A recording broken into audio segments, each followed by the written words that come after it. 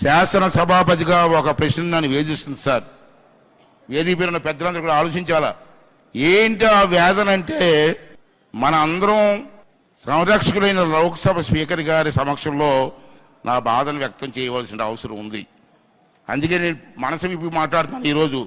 ఇందాక చెప్పాను, చిరుద్యోగులు సైతం నో వర్క్ నో పే అన్న ఒక స్లోగన్ మీద వెళ్తున్నాం.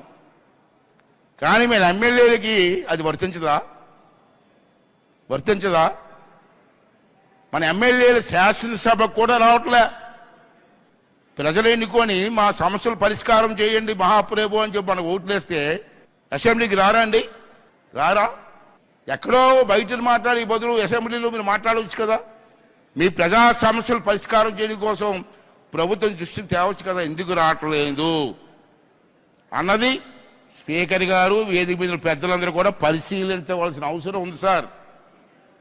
ప్రభుత్వ ఉద్యోగి రాకపోతే సస్పెండ్ చేస్తున్నారు, ఎమ్మెల్యేలకు లేదా అండి? అంచేత ఎమ్మెల్యేలు సభకు రాకపోతే ఏం చెయ్యాలన్నది స్పీకర్ గారు సరైన చర్య తీసుకోవాల్సిన అవసరం ఉంది. It's main important point.